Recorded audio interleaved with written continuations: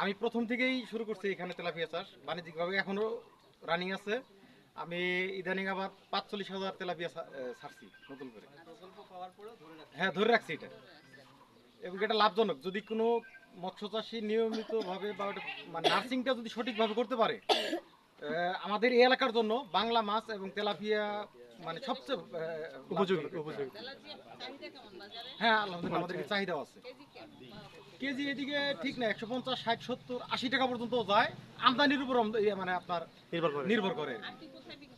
আমি বেশিরভাগ বিক্রি করি আমাদের কালীগঞ্জে, আর ডোমার আড়ত আছে দুইটা, ওইখানে। আমাদের এলাকার নাম হচ্ছে কালীগঞ্জ, এই বাজারই। নিজেই নিয়ে যাই আমি। না, ওরা ড্রাম পাঠিয়ে দেয়, ভ্যান পাঠিয়ে দেয়, আমরা শুধু ডাকের সময় যে ওইখানে দাঁড়িয়ে থাকি।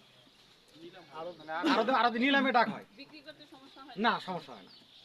আমি প্রায় গত বছর ৭,০০০ কেজি তেলাপিয়া বিক্রি করছি। ওইদিকে যাওয়া লাগে না স্যার, আমাদের গ্রামে শেষ হয়ে যায়। আপনার যে বিক্রি করেন বাজারে, সেই বাজারে ওই পাইকাররা ওই মাছ কোথায় নিয়ে যায়? এখানে বিক্রি, আশেপাশে যে ছোট ছোট বাজারগুলো আছে ওই বাজারগুলোর মধ্যে বিক্রি করে। এখানে ছোটরও।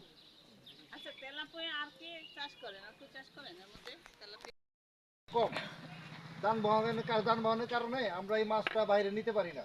কত করে আপনারা বিক্রি করেন?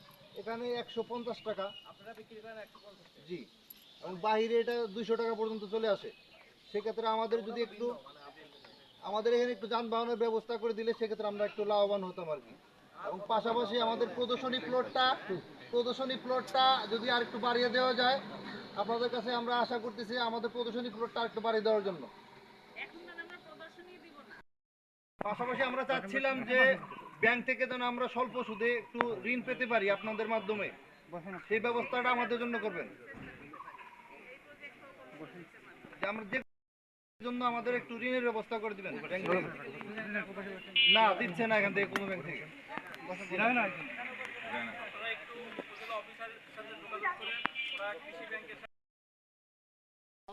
ওইটা সহ খরচ ২,৭০,০০০ টাকার মাছ দেয়।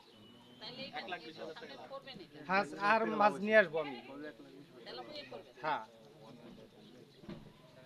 আপনার দেখা দেখি আর কয়জনে করছে? আমার একটা ভাইস্তা করছে, ওখানে রেজাউলকে দেখতেছি।